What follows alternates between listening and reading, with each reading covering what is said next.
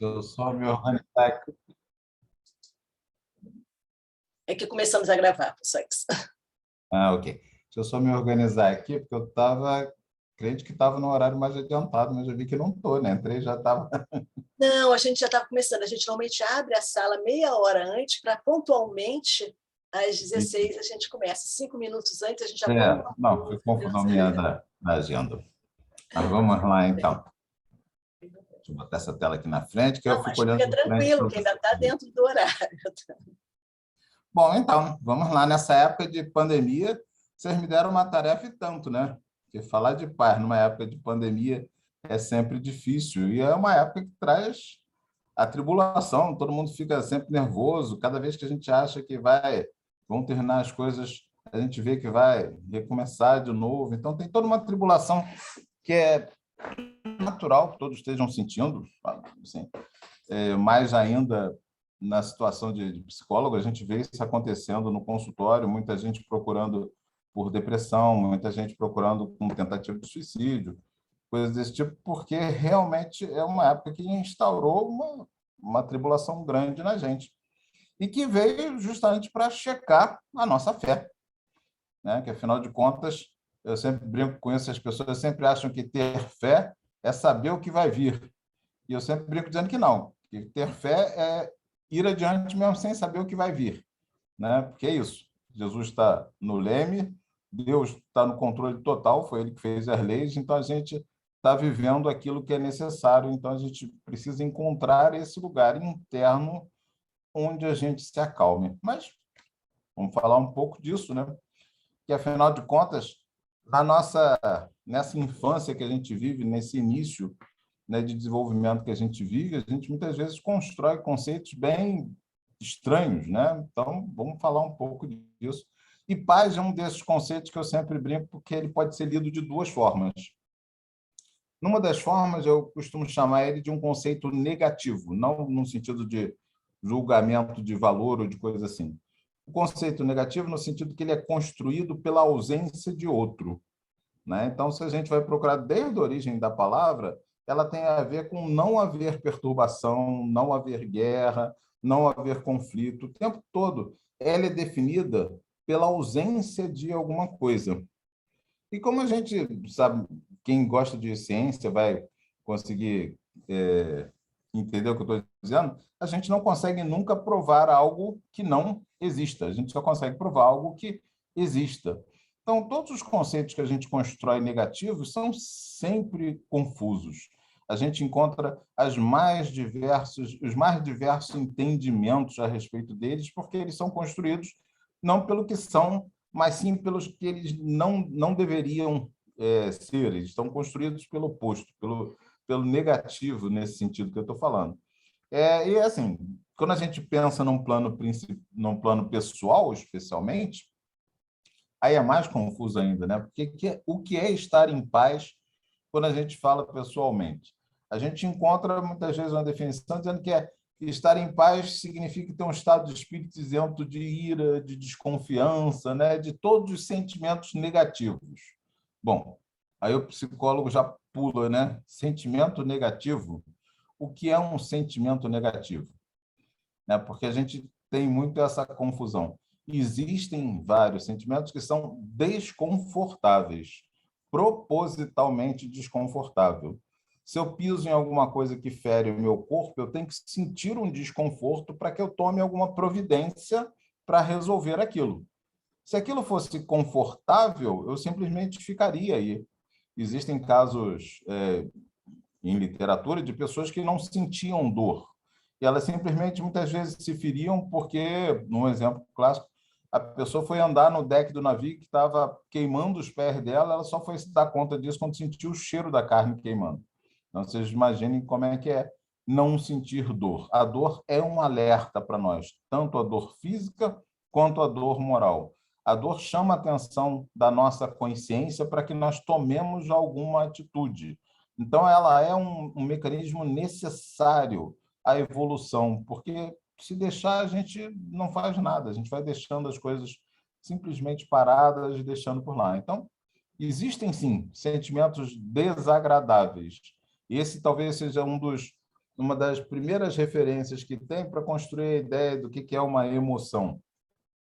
Porque eu comecei a falar de sentimento, e o sentimento está calcado num conceito prévio, que é o de emoção, alguma coisa que traz de dentro de você algo, né? Não sei se a maioria aqui teve oportunidade de ver, tem um filme da Disney, que é da Pixar, né? Disney Pixar, que é o Divertidamente. Aqui no Brasil ele ficou conhecido como Divertidamente. Lá fora o nome dele era Inside Out, né? Que é bem uma... Já começa com um trocadilho já no título, né? Porque Inside Out ele está falando de dentro e de fora ao mesmo tempo. Mas a expressão quer dizer de dentro para fora, é uma das expressões, ou pelo avesso. E o filme é narrado pelo avesso. É narrado pelas emoções, em vez de ser um filme sobre emoções, é narrado pelas emoções sobre o que acontece do lado de fora, né? E vocês vão lembrar que eles escolheram 5 emoções para dizer que são emoções básicas, né? Tinha a alegria, que é a primeira emoção que nasce já com o bebê, né? Eles colocam desse jeito, o bebê nasce, dá o primeiro sorriso, já é de alegria hoje em dia. Até o pessoal mais técnico questionaria isso, porque, afinal de contas, eu não tive cuidado de botar aqui o chat. Deixa eu botar o chat para se alguém quiser perguntar alguma coisa. Dizer que o primeiro sorriso do bebê, na verdade, não é exatamente de alegria, mas assim uma expressão que foi desenvolvida, né, evolutivamente para que nós nos sentíssemos agradados por aquele serzinho e com isso a gente pudesse partilhar do cuidado dele, né? Desculpa, mais de uma tela fica nisso. E partilhar desse cuidado dele, afinal de contas, todos nós sabemos o quanto um bebê mobiliza a gente, né? Quando a gente vê um bebê, a gente já tem vontade de cuidar, de botar no colo, né? Algumas pessoas têm alguns desejos meio estranhos, às vezes de apertar ou de morder, mas ele normalmente desperta uma sensação de alguma forma agradável. Por isso que dá essas coisas diferentes, porque muitas vezes as pessoas confundem essas sensações e querem lê-las em outro plano, né? Por isso morder, por isso apertar o bebê, às vezes, quando não deveria ser esse o primeiro princípio, seria de cuidar. Então, eles colocam a alegria como sendo a emoção inicial, né? E a partir daí vão surgindo outras, né? Surge a tristeza, se vocês lembram bem, surge a tristeza, depois medo, depois raiva e depois o nojo, né? Eles escolheram essas emoções. Quando você vai procurar a respeito do texto mesmo, vocês vão ver que eles estavam colocando num estudo americano, mas que fala de 27 emoções. Bom, então vamos lá. O que a gente está falando quando a gente chama de emoção?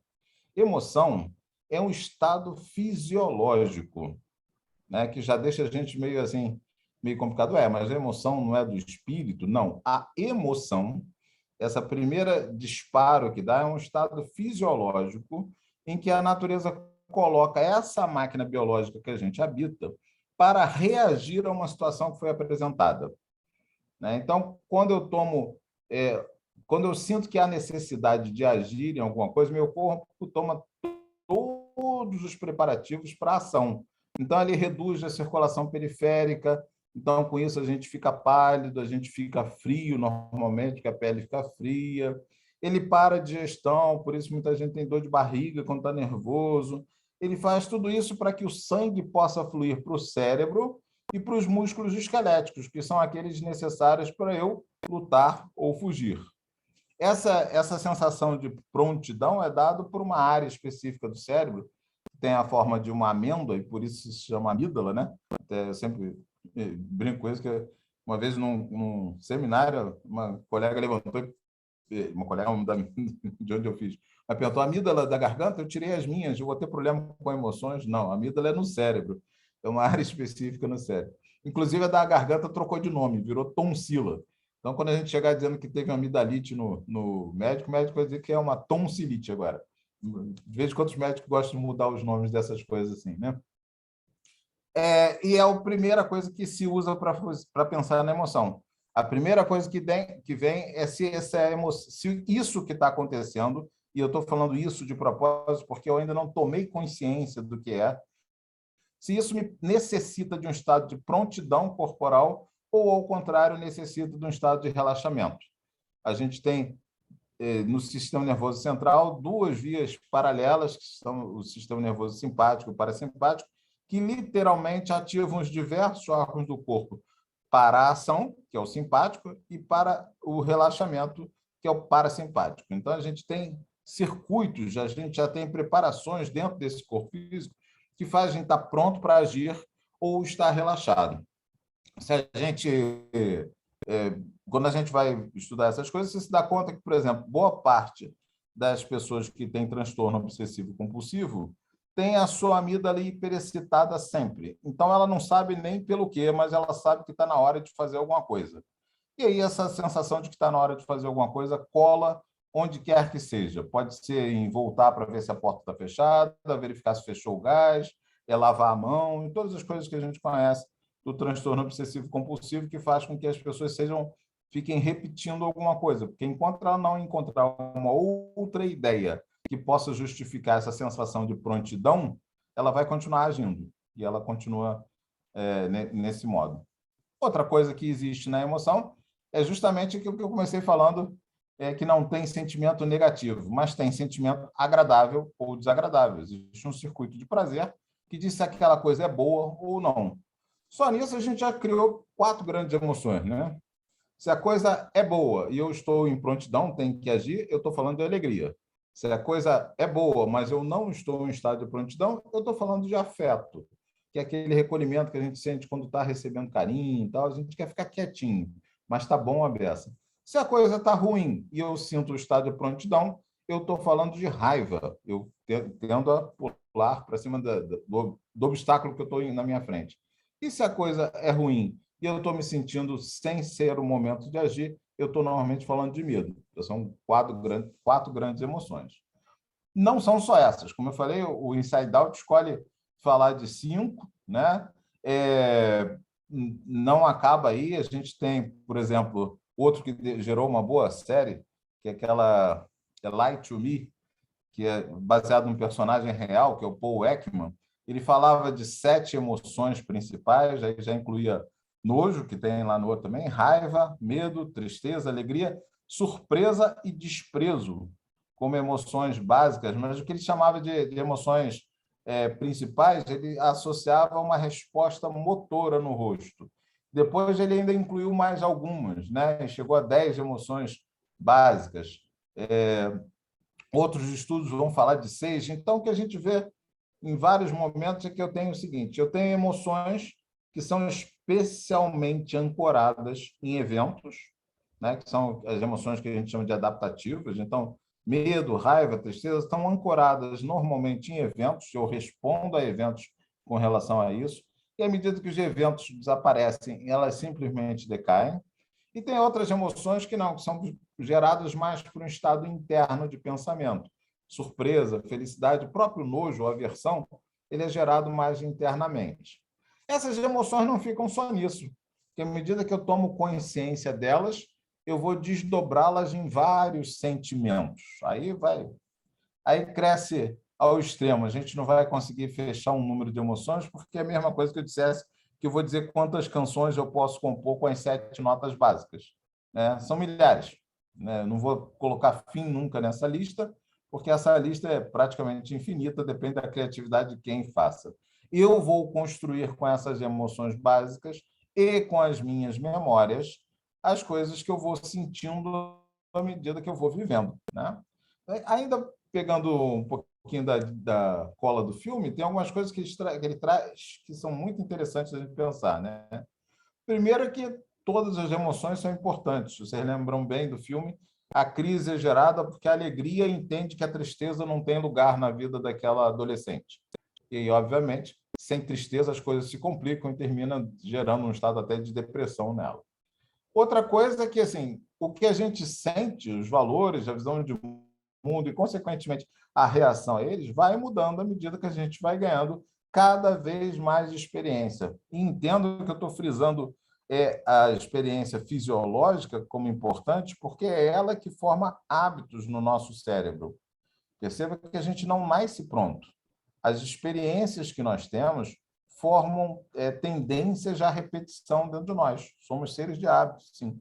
Então, é por isso que a educação infantil é tão importante, Se eu levar boas experiências para uma criança que está na educação infantil, que está começando a se formar, ela vai criar hábitos saudáveis. E eu estou falando saudáveis até puxando um pouco para a questão da saúde. Hábitos que tornem ela capaz de se adaptar às coisas que vão acontecer com ela. Se, ao contrário, eu não levar isso para ela, ela vai criar hábitos que vão dificultar a adaptação dela. E, como a gente brinca até, né? A gente gosta de falar que é a lei do mais forte que vale, mas não é a lei do mais forte. É a lei do mais adaptável. A gente tem que ser capaz de ser fluido frente às situações e administrá-las à medida da nossa fluidez, fazendo com que o melhor aconteça. Então, à medida que a gente vai juntando mais experiências, fica mais fácil com isso. Então, seja lá qual o espírito que encarnou naquela criança, se ela teve boas experiências na primeira infância, até chegar o final da adolescência, né? Essas boas experiências vão ajudá-la a ter como primeira resposta a qualquer estímulo uma boa resposta. Então, independente de qual espírito ele vai vir uma boa resposta. Se ele for um espírito atrasado, ele vai ter que usar o pensamento para desativar esse costume e usar isso de algum jeito ruim. Da mesma forma, né? Se ele é um espírito evoluído e teve experiências muito ruins do início, ele vai ter que contar com a sua própria consciência e pensamento para poder contornar os hábitos ruins de ser o que ele é. Então, a gente vê que, à medida que a gente vai crescendo, a gente vai se distanciando da educação e passando a se autoeducar, a cuidar da gente mesmo, né? Uma coisa a mais que ele traz é lembrando que o esquecer é necessário. É importantíssimo que a gente se dê conta que a gente não vai lembrar de tudo, a gente vai guardar o que a gente acha principal. E nessa de guardar o que acha principal, muitas vezes a gente esquece coisas que para o outro são principais, né? Então, assim, em casais ou em pessoas que têm um convívio muito próximo, é bem comum que um se esqueça de coisas que para o outro elas são muito relevantes, né? Seja o que for. Eu vou dar um desconto para os maridos que normalmente esquecem os aniversários, né? Invariavelmente esquecem os aniversários da família e depois o pessoal, a gente sofre porque, obviamente, não são coisas para serem esquecidas. Então, recomendo a todos usarem a agenda, porque a memória realmente deixa a gente na mão. Usa a agenda, põe o aniversário de tudo na agenda, aniversário de namoro, de casamento, de nascimento dos filhos, de nascimento da sogra, tudo, põe tudo na agenda, porque fica tudo fácil. Você ainda sai na frente, que você acorda de manhã, dá uma olhadinha na agenda e diz, puxa, hoje é dia de aniversário de não sei o quê. Já é garantia de uma relação muito melhor do que ser lembrado que você esqueceu de, né? É outra coisa que é importantíssima, né? É que a imaginação é um processo fundamental para a gente. Se a gente pensar, a gente passa por coisas, especialmente na infância, que elas são muitas vezes muito complicadas. Um bebê ainda não tem noção de temporalidade. Tempo é um sentido que nós não temos fisicamente falando. A gente cria noção de tempo através da nossa imaginação. E é por isso que ele é tão estranho, né? A gente senta e assiste, sei lá, 4 horas, não, 3 horas de um filme que 4 sempre passa do limite. O vento levou, todo mundo acha que ele é grande demais. Mas senta e assiste 3 horas de um filme, né, de ação, a gente sai de lá querendo mais. E, no entanto, se a gente chega e às vezes tem que ficar 15 minutos numa fila, pronto, é o fim do mundo. Então, a gente não tem noção do tempo. O tempo ele vai ser expansível, compressível para a nossa impressão, de acordo. O tempo fisicamente existe, não é isso que eu estou falando, não, mas para a impressão humana, ela vai ser em função do interesse, vai ser em função daquilo que eu estou fazendo. Então, assim, se você vai esperar da própria possibilidade de pensar esse tempo, né? Por exemplo, as lojas americanas passaram a ter uma boa atitude, foi de colocar plaquinhas dizendo daqui até o fim da fila tem 10 minutos. 10 minutos todo mundo espera. Agora, se você não colocar plaquinha, os 10 minutos viram uma eternidade. Então, as pessoas terminam brigando porque estão lá nos 10 minutos. Quando tem a plaquinha, elas terminam ficando mais tolerantes com aquele mesmo tempo. É o caso que a gente precisa estar sempre atento, né? Se eu souber o que vai acontecer, se eu estiver preparado, aquilo se passa de uma maneira mais tranquila. Se eu não souber, é sempre mais difícil, né? Então, a imaginação é um processo fundamental, porque ela pode transformar qualquer pequeno transtorno numa tragédia, e a gente sabe disso, né? Muitas vezes a gente encontra pessoas que estão sofrendo muito por coisas que outros passaram com a maior tranquilidade. Eu costumo citar a questão daqueles que viveram situações de guerra, que muitas vezes alguns voltam e dizem, bom, se eu suportei aquela situação de guerra, eu dou conta de qualquer coisa que possa vir pela frente. Isso fortalece a pessoa.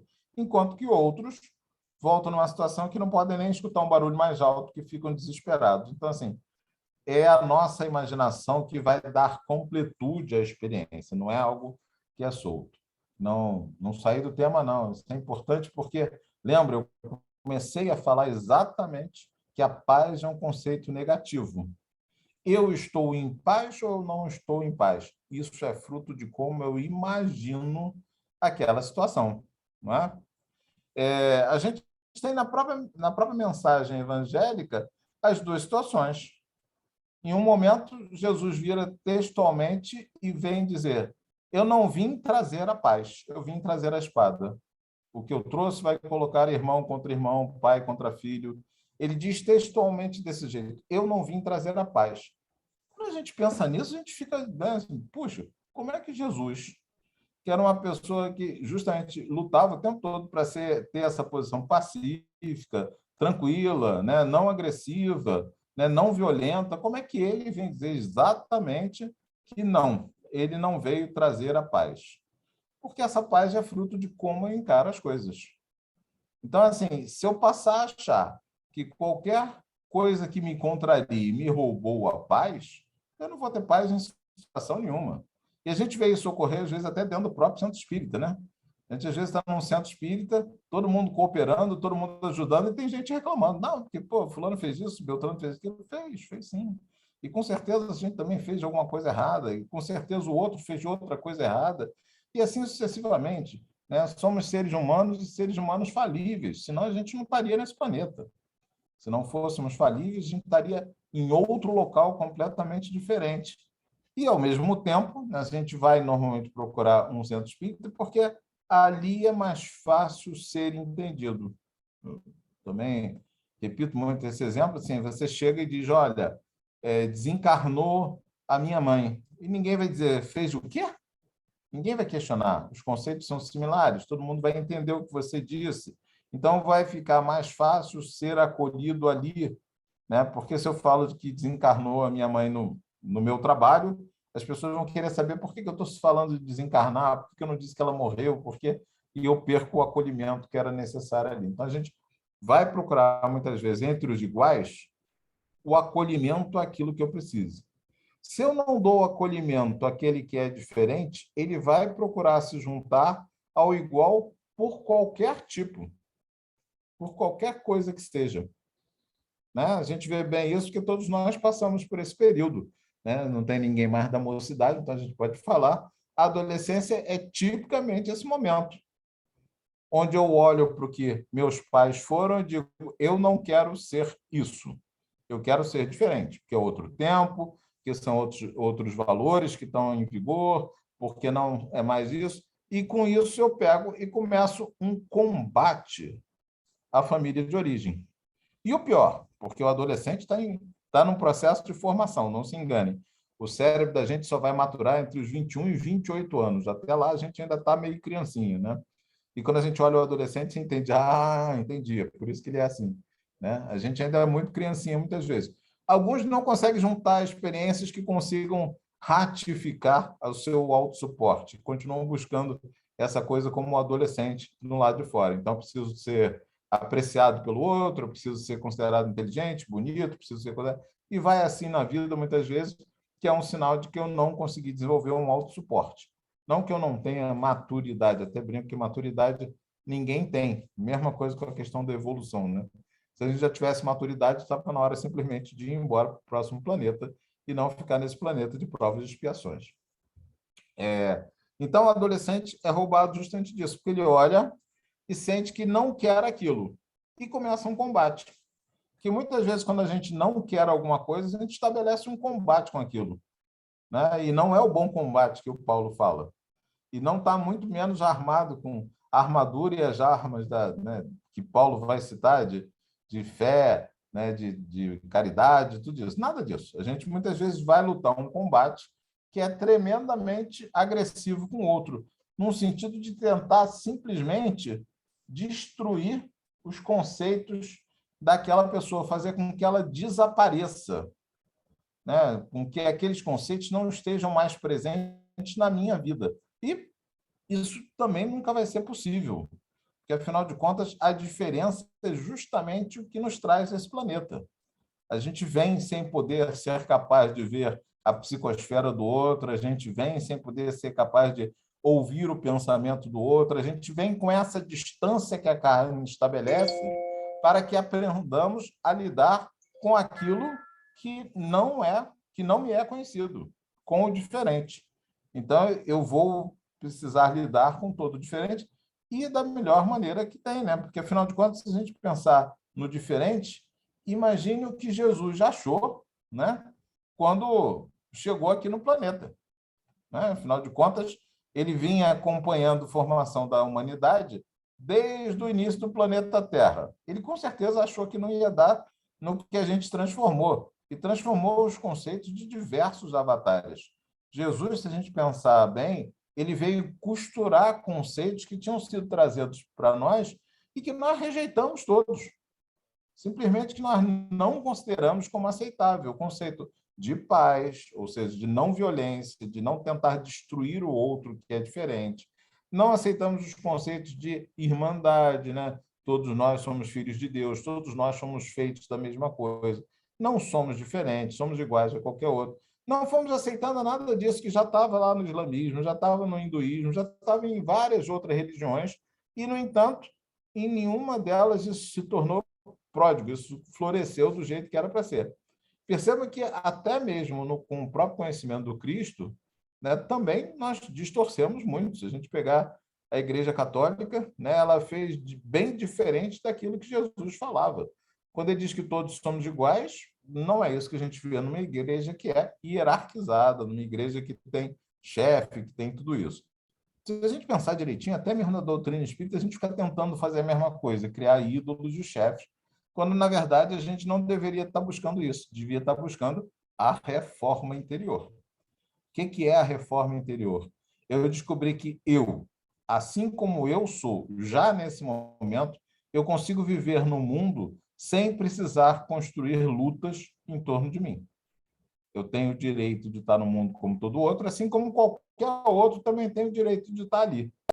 Então, a gente precisa começar a lidar com essa compreensão, com essa noção justamente de tolerância, essa noção de acolhimento que a gente vai perdendo muitas vezes. Então, assim, é muito interessante, porque Jesus, no fim das contas, vem falar desse jeito de vir trazer a espada e está falando de que os conceitos vão demorar para ser aceitos. Não tem jeito. Eles vão demorar para ser aceitos. A gente pode buscar uma paz diferente, né? Até assim, o Buda já vinha falando antes de uma paz, mas é uma paz que tem a ver com nirvana. O que é o nirvana?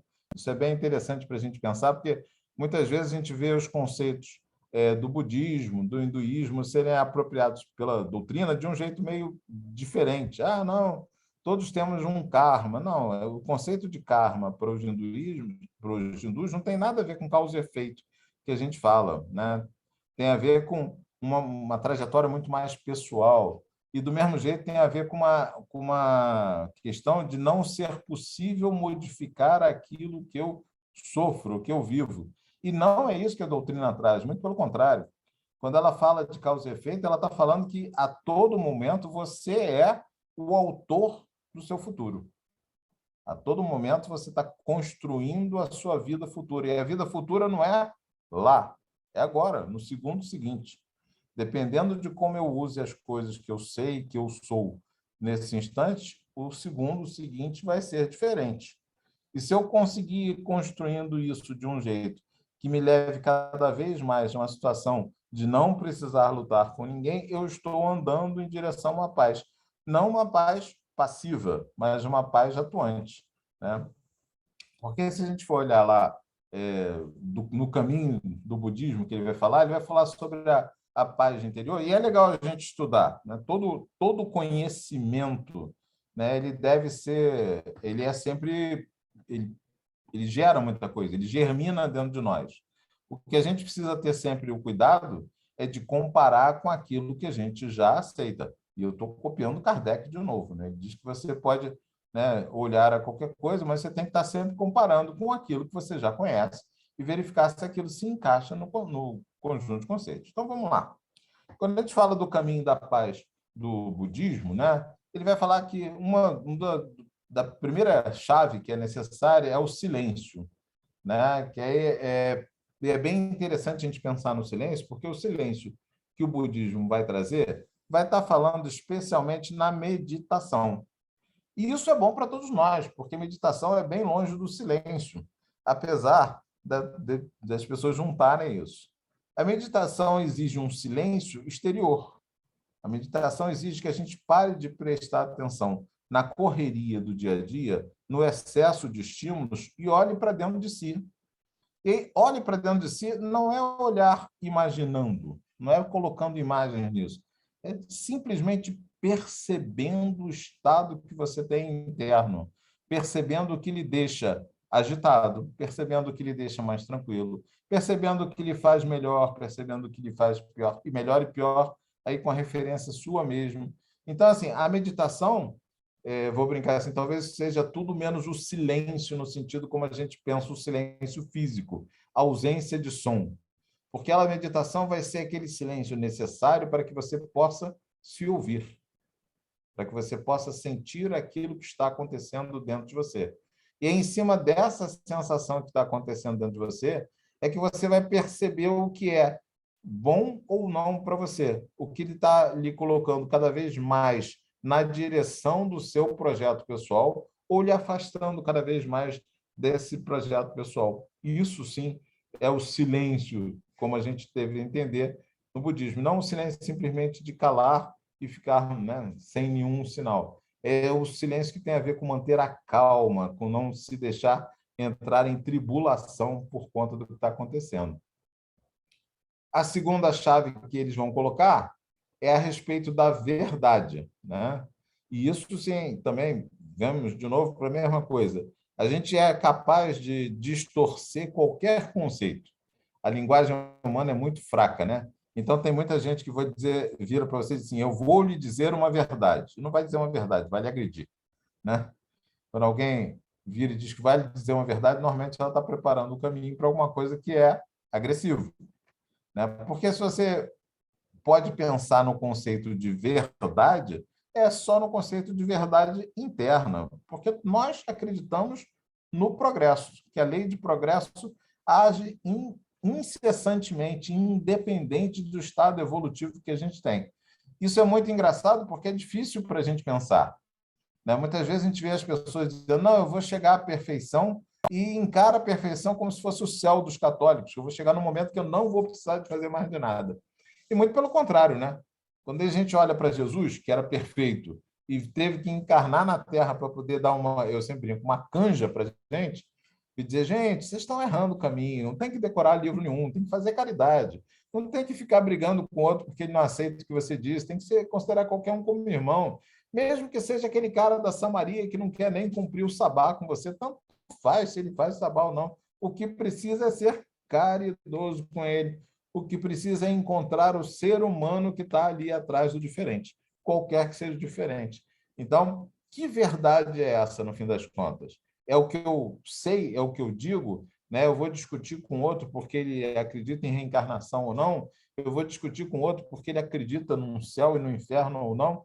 Não, eu vou querer que a ação dele no mundo possa ser cada vez mais multiplicadora de um bem-estar. A minha e a de qualquer um, seja um espírita, seja de um ateu, seja de um protestante, a de qualquer um. Essa é a verdade que importa. Que verdade? É aquela do conhecimento? Não. É a verdade da ação. A verdade que faz com que ela possa continuar funcionando cada vez mais, né? Outra chave que o budismo vai citar é a ação correta, que se fala dos 8 caminhos do Buda, né? Não é ser moralista, né? A ação correta não é dizer o que é certo e errado. A ação correta é você estar em sintonia com aquilo que você sente, com aquilo que você é, para você não falar uma coisa e fazer outra. porque isso também é muito comum em nós, e mesmo quando a gente não percebe, né? Isso é bom quando a gente está criando os filhos, né? Que normalmente tem essas coisas assim, você fala algo para ele, diz, não, não pode fazer isso. Ele pergunta assim, mas você não fez ali agora há pouco?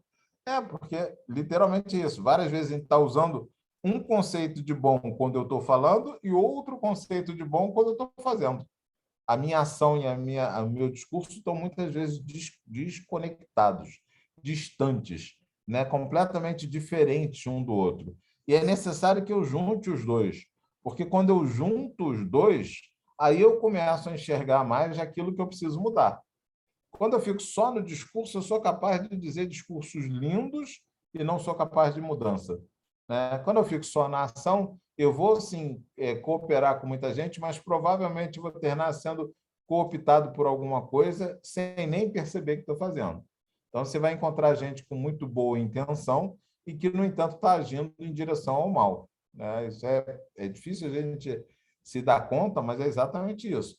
Dependendo dos conceitos que estejam fazendo para mim, muitas vezes eu estou agindo com boa intenção, mas eu estou me afastando do sentido positivo, né? Se eu colocar num sentido, por exemplo, de que não, que só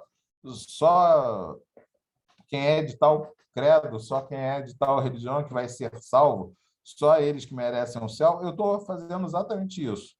Eu estou tendo um discurso, uma ação, mas ela me afasta da proximidade com os outros. Então, ela, na verdade, não é boa, ela é má. Mesmo quando a gente está falando assim de coisas que são muito caras para a gente. Não, a doutrina espírita é a melhor religião que tem.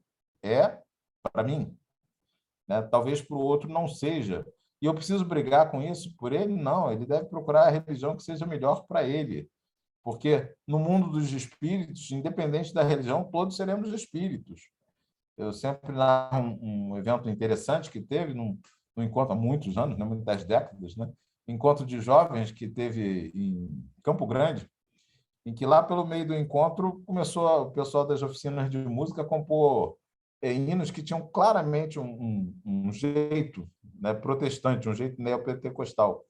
E depois o pessoal, né, veio trazer mensagens mediúnicas dizendo que tinha um grupo de protestantes que tinham se unido àquele encontro espírita, porque eles, apesar de serem espíritos, eles ainda eram protestantes, né? Então, é engraçado a gente pensar nisso, né? Porque assim, puxa, mas como é que pode alguém já desencarnou e não acredita na doutrina espírita? Pode. Mas tem tantas coisas estando encarnado que dirá, não vai ter uma união de conhecimentos. Isso só vai se dar. Espero que não esteja parando, que apareceu uma mensagem que minha internet está instável. Essa união de conhecimento só vai se dar muito distante, né? Sabe aquela história de quando todos formos espíritos puros, ainda assim a gente vai discordar, né? Ainda assim a gente lá naquele momento vai achar que uma coisa é de um jeito e o outro vai achar que uma coisa é de outro. A gente sempre vai ter discordâncias porque é a diferença que faz a evolução. É o fato do outro não ser igual a mim que me permite avaliar se eu ou o outro temos a melhor opção. Se os dois são iguaizinhos, a gente não consegue avaliar isso. Ainda que a gente esteja falando das coisas mais óbvias possíveis. Aí, de repente, alguém vem e diz, ué, mas isso assim, assim. Você diz, não tinha pensado nisso. E é desse jeito. Muitas vezes a gente sequer pensou porque não teve ninguém que provocou essa diferença e nos fez pensar. Então, no fim das contas, essa questão da verdade, a gente tem que estar sempre muito atento, né? Nós já tinha passado, pronto, está falando da ação correta, né? Então, assim, a ação correta é buscar ser fiel àquilo que eu sei, mas também ajudar o outro à mudança. A não violência, aí é para a gente falar em muito, porque tem até pessoas que vão ser especializadas em comunicação não violenta, né? Porque é aquela ação em que você omite o julgamento do outro. Se você não omitir o julgamento do outro, qualquer coisa que você diga vai continuar sendo violenta, né? Assim, ainda que eu diga, não, meu filho, Deus perdoa o seu erro, eu continuo sendo violento, porque eu estou dizendo para ele, você errou, você não fez o certo, você vai estar criando situações que, no fim das contas, vão buscar isso, vão buscar uma violência, assim. Então, eu posso dizer a mesma coisa sem precisar dizer para o outro que ele errou, né? E perguntar é sempre muito bom para isso. Né? Você questionar, você chegou a pensar em outra possibilidade? Você viu se isso assim podia ser melhor? Você pensou nisso? Você pensou naquilo? Quanto mais você pergunta e permite que o outro cogite, pense e elabore lá dentro, menos violento você vai ser.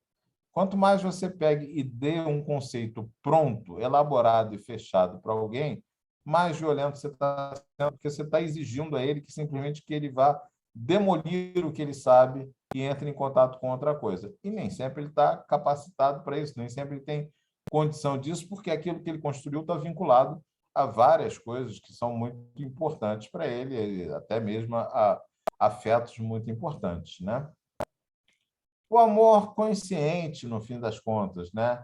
Que é a gente tem muitas vezes, né, um amor que é interessado de algum jeito, seja interessado no sentido de a gente ama aqueles que são nossos confrades, é uma expressão bem antiga, mas aquelas pessoas que têm o mesmo tipo de pensamento que nós, a gente acha ótimo, né? Ou a gente ama aquelas pessoas que são do mesmo país que nós, da mesma cidade, né?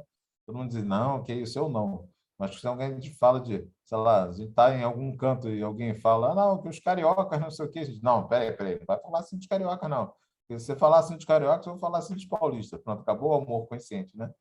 Porque aí cada um vai pegar o seu bairrismo, ou seja o que for. Não, flamenguista é tudo assim, fluminense é tudo assado. Agora não é mais fluminense, é vascaíno, né? Eu vivi uma época a questão do futebol, de dicotomia do futebol era Flamengo e Fluminense. Agora não é mais, né? Flamengo e Vasco, né? Eu não gosto de futebol. Você já viu que já falei de um jeito mais antigo, né? A presença, né?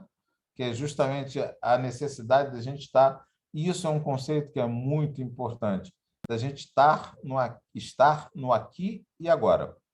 O que é isso que é estar no aqui e agora? É esquecer todo o passado? Não, não é esquecer o passado. Existe um passado que a gente lembra para poder agir melhor. Existe um passado que é relevante para que a gente possa construir a nossa experiência. E existe um passado que só funciona para magoar a gente. Então, assim, eu estou falando de estar no aqui e agora, não é esquecer tudo que foi, é esquecer aquilo que não me traz benefícios. Né? E aí pode parecer uma visão meio egoísta, mas não. Eu preciso buscar os benefícios para poder, inclusive, chamar as outras pessoas a seguirem o mesmo caminho. Eu preciso buscar aquilo que me deixa melhor para chamar as outras pessoas. Não para fazer ninguém se sentir envergonhado, mas para chamá-las também a vir juntos, né? Então, é importante que eu esteja sempre no aqui e agora e olhando o que eu posso fazer nesse instante. A gente adora falar de missionários. Não, os missionários vêm para ajudar a gente, mas eu não sou um missionário, não. Quem disse? Todos somos, né? A gente mesmo vê Kardec ouvindo essa resposta. Todos somos missionários, se não por nada, no mínimo na situação de preparar a próxima geração. Afinal de contas, né, a paternidade e maternidade já são missões por si só. Mas mesmo para quem optou por não ter filhos, a próxima geração está aí, ela necessita de exemplos, ela necessita de uma ação que ela possa verificar e perceber que o outro está ali. Então, assim, é aproveitar todos os instantes, porque o momento presente sempre me traz a chance de eu poder fazer algo evoluir, de eu poder fazer algo melhor, né? O serviço desinteressado, aí a gente não pode deixar de lembrar Kardec falando fora da caridade não há salvação, né? Porque às vezes a gente quer fazer um serviço desinteressado que só é voltado para a própria religião, ou para o próprio culto, ou para a própria instituição, ou para o próprio local. Quando a gente faz isso, a gente não está fazendo um serviço desinteressado, a gente está querendo plantar agora para colher mais tarde. Então, é importante que a gente se dê conta que o serviço desinteressado encara todos como irmãos. Todos somos irmãos, não é um ou outro, né? E a lembrança constante de Deus, né? Que é necessário que a gente se dê conta de que não é o templo, no fim das contas, que vai fazer com que a gente esteja em presença do divino. O divino está em todo local. Ah, mas é difícil de ver, né? Quando a gente está lidando com alguém que está sendo grosseiro, a gente não vê o divino.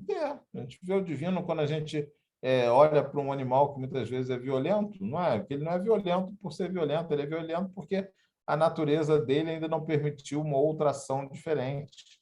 Se eu pensar nisso, eu vou olhar para aquela pessoa que está sendo violenta comigo e vou pensar que também a natureza dele ainda não permitiu uma outra ação diferente. E aí, quando a gente se coloca nesse lugar, as coisas ficam um pouco mais tranquilas de ver, né? Porque o que eu preciso fazer é agir junto à natureza dele, para que ele possa ter alternativas e não lutar contra isso, né? Bom, e aí o que ocorre? Quando eu falei das 8 chaves do budismo, elas todas têm muito a ver com uma posição muito mais pessoal. Como é que eu consigo a paz interiormente? Como é que eu consigo estar em paz comigo mesmo? Como é que eu consigo... E é por isso que Jesus vai falar, como eu disse antes, que ele não veio trazer essa paz. Ele não veio trazer paz na terra. Muito pelo contrário, ele veio trazer a espada. Ele veio colocar o homem contra o seu pai, ou seja, os conceitos novos que ele estava trazendo, ele sabia que iam ser muito difíceis de ser acolhidos, que gerariam muitos conflitos, como ainda geram hoje, porque a gente vê, né, ainda as pessoas já professando os princípios do Cristo, mas mesmo assim entendendo ele de forma completamente diferente, inclusive se dando o direito de serem violentos, de tudo isso. Então, a gente precisa ir vendo um jeito de conseguir não estar nesse lugar de usar a violência o tempo todo, de usar essa essa paz que é passiva. A gente é preciso usar uma paz que seja pacífica, mas ativa. E a gente, às vezes, nem percebe a diferença dos conceitos. Vou repetir, ela não pode ser passiva, ela deve ser pacífica, mas ela precisa ser ativa, eu preciso agir. É preciso que eu esteja o tempo todo buscando onde é que a minha ação no mundo é capaz de transformar o que vem acontecendo. De novo, como eu disse, ninguém vem aqui sem ter esse mesmo lugar de missionário. Somos espíritos que viemos, justamente como Kardec vai falar, né, da geração nova. Nós encarnamos para mudar o mundo. Como? Por exemplo, né, não é isso que ele diz? Se você tiver um grupo de soldados que são todos indisciplinados, como é que você vai fazer? Você vai colocando gente disciplinada no meio deles, que antes mesmo de você trocar toda a tropa, você já vai estar nesse lugar de ter uma tropa já disciplinada, porque aos poucos a gente vai avançando nisso, né? Então, acho que a gente envolve. Deixa eu ver como é que eu estou de tempo aqui. Não prestei atenção no tempo. Acaba às 17? É isso? 17 é horário da gente encerrar a reunião, mas tudo bem, como online a Não, gente está não. com flexibilidade. Mas... Ah, tá bom, ok. Falei, acho que eu estava no finalzinho, então. Bom, então falando de como é que a gente consegue, no fim das contas, obter essa paz, que é o tema, né? O que a gente precisa fazer? A primeira coisa de fazer é cuidar da gente mesmo em paz. A gente tem muita dificuldade de ser tolerante consigo mesmo. Então, muitas vezes, a gente cria, né, literalmente guerras interiores para tentar conseguir o que quer, né? E não é isso que é necessário fazer, é preciso alterar o que eu vivo para que aquilo vá caminhando em direção ao que eu quero. Parece que é a mesma coisa, mas não é. Se eu pego e fixo metas que são inatingíveis, eu vou ficar o tempo todo lutando com a minha frustração. Se eu vou alterando passo a passo o que eu vou fazendo até conseguir o que eu quero, eu vou chegar lá. Eu vou chegar lá de um jeito ou de outro, porque eu vou ir conseguindo, aprendendo a contornar as dificuldades, não como uma luta, mas contornar como o exemplo da água faz. A água não briga com um obstáculo, ela contorna ele e segue adiante. Se a gente aprender a fazer isso, primeiro essa página a gente começa a se estabelecer, porque os obstáculos não serão mais uma luta a existir. E a gente tem essa tendência, tá? Quando eu falei lá da raiva como emoção, é uma emoção que surge para que eu destrua o obstáculo. Só que o obstáculo a ser destruído, muitas vezes, não sou eu. Se o obstáculo a ser destruído é o outro, eu não preciso mexer nisso. Eu preciso destruir obstáculos internos. Eu preciso lutar e usar a raiva como motivação para fazer as coisas que eu possa ir. Então, a gente, antes de mais nada, tem que aprender a fazer uma paz interior, apaziguar o espírito para poder, né, continuar agindo, né? Tentar fazer isso sempre da maneira mais simples possível. Porque se Jesus deixou um exemplo máximo, é que ele, sendo simples do jeito que foi, ele foi mais do que os maiores impérios da Terra. Então, isso assim, é uma coisa que a gente tem que sempre ter em vista, né? Porque a gente sempre coloca aquela coisa de quando eu fizer isso, quando eu fizer aquilo, quando eu acabar a faculdade, quando eu tiver muito dinheiro, quando eu tiver tempo, e aí a gente vai colocando um monte de condições que têm a ver com ter coisas, seja mesmo que seja ter conhecimento ou tempo, como condicionantes para poder agir. E, na verdade, não é isso. Se fosse assim, Jesus, coitado, tendo nascido lá, né, numa cidadezinha do interior da Judéia, a Judéia é ocupada, né, por Roma, a maior potência daquela época, ele dizia, não, não posso fazer nada, não. E se ele decidisse que não podia fazer nada, a gente tinha perdido muito, né? Então, quando a gente está falando de simplicidade, a gente precisa pensar também dessa perspectiva bem tranquila, né? Ter paciência, porque, assim, outra coisa que eu até chamo, às vezes, assim, outra coisa que, às vezes, propalado por uma positividade tóxica, tudo que você quiser, você vai conseguir. Não, não é assim, nunca fomos assim, né? Tudo que a gente for se esforçando, a gente aumenta a chance de conseguir. Aumentar a chance não é garantir que vai conseguir, né? Então, a gente não adianta ter, muita gente faz uma visão distorcida a ponto de vender aquela coisa do segredo. Não, pense, coloque na parede dizendo que você vai ser milionário, que você vai ser. Não, não é isso, né? Você pode botar na parede, mas se não trabalhar, não vai adiantar de nada. Então, a gente tem que fazer isso internamente, se preparar internamente para as coisas, mas com humildade, pensando que isso às vezes pode não ser acontecido, né? Não acontecer. Outra coisa que é importantíssimo também é a gente fazer as pazes com a própria felicidade, porque às vezes a gente esquece disso, a gente acha que a visão de humildade inclui um sofrimento, e não é isso. Se a gente pensar em Jesus brincando com as crianças, pensar em Jesus muitas vezes, né, ou entrando em Jerusalém num burrico, a pessoa diz, não, tinha que vir cavalgando um cavalo branco, então vou entrar de burrico. Eram brincadeiras, Jesus tinha bom humor. Jesus, de fato, né, tinha bastante bom humor até, e não é por isso que ele deixou de fazer as coisas importantes que ele tinha que fazer, né? E, é claro, bom, vou até puxar para a brasa para minha sardinha. Muitas vezes a gente está impedido disso, porque as tensões internas que se formaram durante o nosso desenvolvimento atrapalham muito. Aí, nesse momento, é preciso de alguém de fora, né? Seja o atendimento, né, de um terapeuta, seja o atendimento na casa espírita, seja qualquer coisa, seja até um amigo com quem você possa, né, deixar sair as suas questões, é preciso deixá-las tomar corpo, é preciso deixá-las que elas aconteçam no mundo e poder ser escutado e ouvir as coisas que eu tenho a dizer sobre aquilo, porque muitas vezes o pensamento é bastante enganoso. Aí a gente vai lá e fala de uma coisa com alguém, a pessoa diz, ué, você está falando disso, não pensou esse lado aqui, não? Você diz, não, não pensei. Estava aqui insistindo tanto nesse foco que eu não olhei para o lado. É importante fazer isso, né?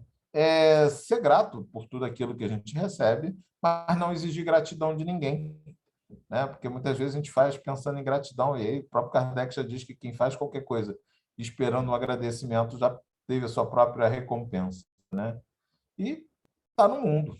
Afinal de contas, acho que a maior diferença de Buda e Jesus é que Buda fala, no fim das contas, de se afastar do mundo para conseguir chegar a um nirvana, conseguir chegar a uma iluminação.